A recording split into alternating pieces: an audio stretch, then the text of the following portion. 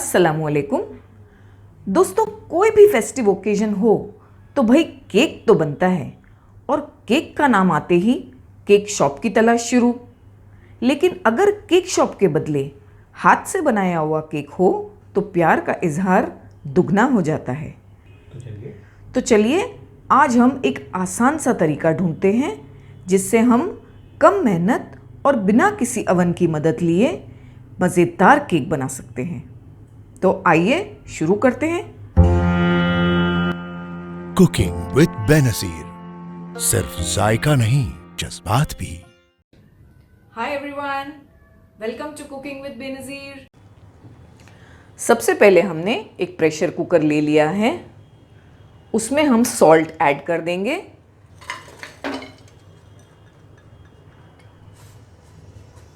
Salt को अच्छी तरह से हमें इस तरह से इस पर पूरा फैला देना है, इस तरह स्प्रेड कर देंगे हम।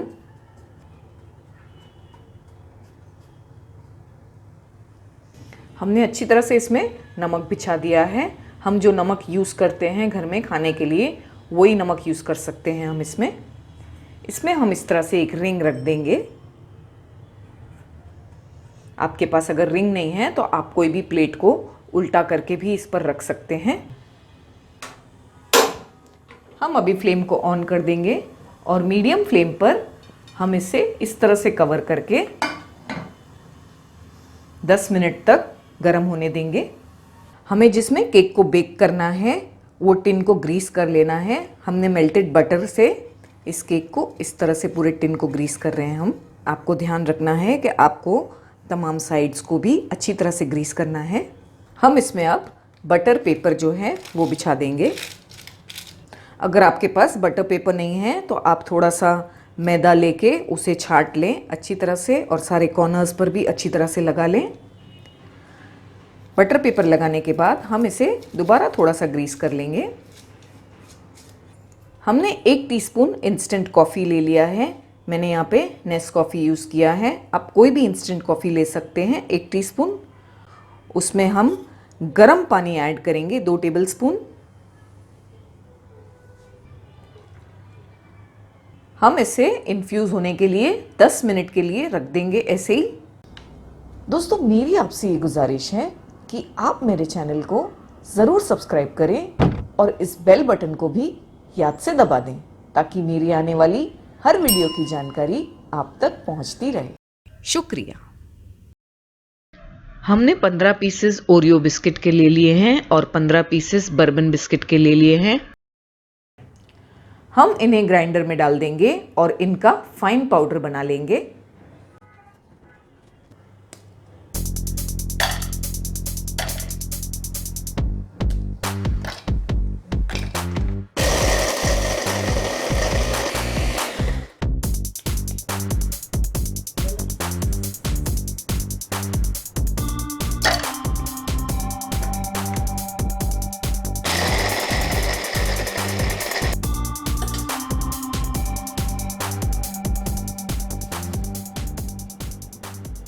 हमने अच्छी तरह से बिस्किट्स का पाउडर कर लिया है।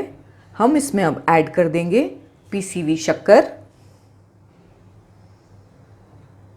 ये हमने 4 टेबलस्पून ऐड करना है।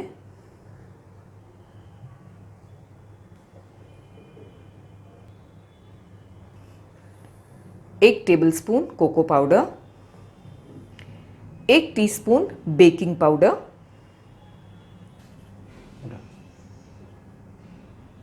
हमने जो नेस्कॉफ़ी भिगाई थी उसमें 1 टीस्पून वनीला एसेंस ऐड कर दिया है। इसे भी डाल देंगे हम। हमने 1 कप मिल्क लिया है। इसे हम थोड़ा थोड़ा करके इसमें ऐड करते जाएंगे और इसे मिक्स करते जाएंगे।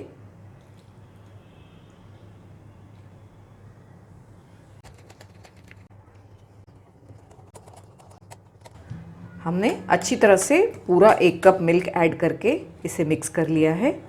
बस हमें ऐसी ही कंसिस्टेंसी चाहिए। ये ज़्यादा लिक्विड भी नहीं है और बहुत ज़्यादा थिक भी नहीं है। हमें इस मिक्सचर को केक टिन में पोर कर लेना है। आप देख सकते हैं इसकी कंसिस्टेंसी किस तरह है। हमें बस इसी तरह की कंसिस्टेंसी चाहिए। हम इसे अब इस तरह से टैप कर लेंगे हल्का सा। प्रेशर कुकर अच्छी तरह से गर्म हो गया है। हमें बिल्कुल ध्यान से ये टिन को कुकर में डाल देना है। इस तरह से हमें इसे टोंग से पकड़कर इस तरह डाल देना है। ये बहुत गर्म है, आप इसे ध्यान से करें। हमें इसकी रिंग नहीं लगानी है और इसकी विसल भी नहीं लगानी है, बस इस तरह से हमें इसे बंद कर देना है। हम इसे अभी हाई फ्लेम पर 5 मिनट तक पकने देंगे। इसके बाद हम फ्लेम को लो करके इसे 25 से 30 मिनट पकने देंगे। बाद में हम इसे चेक करेंगे। जब तक हमारा केक बेक होता है हम उसकी फ्रॉस्टिंग तैयार कर लेते हैं।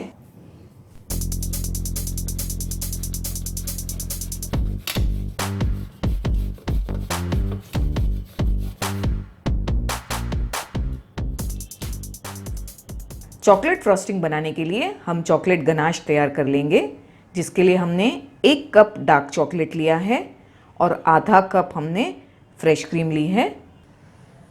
हम ये 1 कप चॉकलेट एक मिक्सिंग बोल में ऐड कर देंगे। फ्रेश क्रीम को हम थोड़ा सा गरम कर लेंगे। हमें फ्रेश क्रीम को थोड़ा सा गरम कर लेना है। हमने फ्लेम को ऑन कर दिया है। हम इसमें फ्रेश क्रीम ऐड कर देंगे। हमें फ्रेश क्रीम को बहुत ज़्यादा गर्म नहीं करना, बस हमें हल्का सा इसे गर्म करना है। जब उसमें हल्की हल्की बबल्स आने लगेंगी तब हम इसे निकाल के चॉकलेट पर पोर कर देंगे।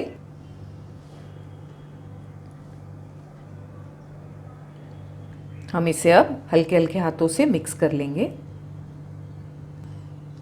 हमें इसे हल्के हल्के हाथों से जेंटली मिक्स कर लेना है। चॉकलेट अच्छी तरह से मेल्ट हो जाएगी।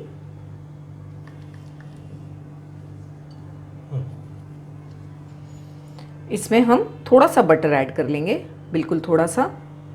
इससे बहुत अच्छी शाइन आ जाएगी हमारे चॉकलेट गनाश में। अच्छी तरह से मिक्स कर लेंगे। हम इसे अब अच्छी तरह से ठंडा होने देंगे। आइए हम केक को चेक कर लेते हैं। 40 मिनट हो चुके हैं। हमने इसे लो फ्लेम पर 40 मिनट पकने दिया था। हम इसे अब चेक करते हैं। हम इस तरह से इसमें स्क्यूअर्स डालकर चेक करेंगे। आप चाहें तो नाइफ डालकर भी देख सकते हैं। आप देख सकते हैं कि स्क्यूअर्स बिल्कुल साफ बाहर आए हैं। इसका मतलब है कि हमारा केक तैयार हो गया है।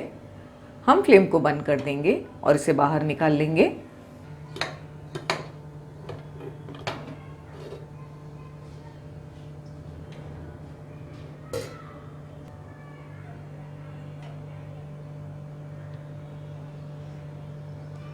बिल्कुल बढ़िया तरीके से बनकर तैयार हुआ है। केक बहुत अच्छी तरह फूला है।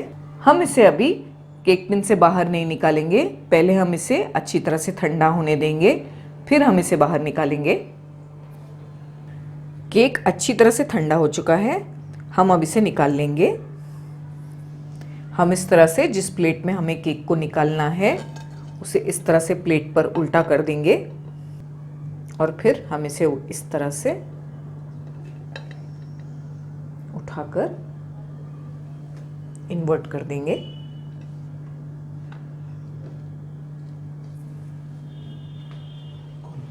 हम अब इसे हल्के हल्के टैप करेंगे यहाँ से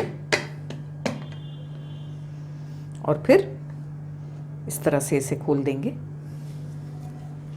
हम धीरे से ये जो बटर पेपर है उसे निकाल देंगे। फ्रॉस्टिंग लगाने के पहले हमें केक को पूरी तरह से ठंडा कर लेना है, वरना उस पर फ्रॉस्टिंग पिघल भी सकती है।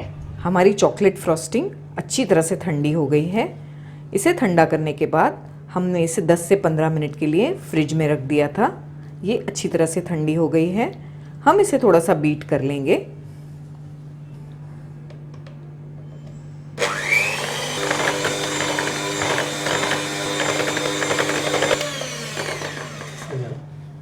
फ्रॉस्टिंग अच्छी तरह से क्रीमी और फ्लफी हो गई है। हम इसे अब केक पर डेकोरेट करेंगे।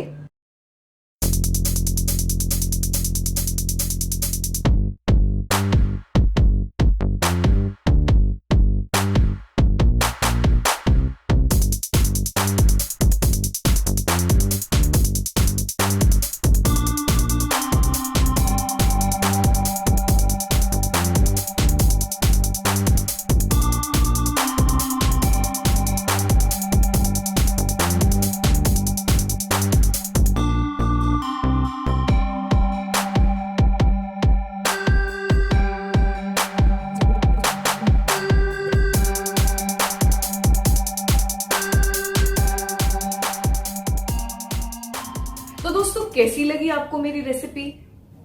अगर आपको मेरी रेसिपी अच्छी लगी हो तो आप मेरे वीडियो को प्लीज लाइक करें और शेयर करें। तो मिलते हैं मेरे अगले वीडियो में एक और मजेदार रेसिपी के साथ। तब तक के लिए टेक केयर, बाय बाय।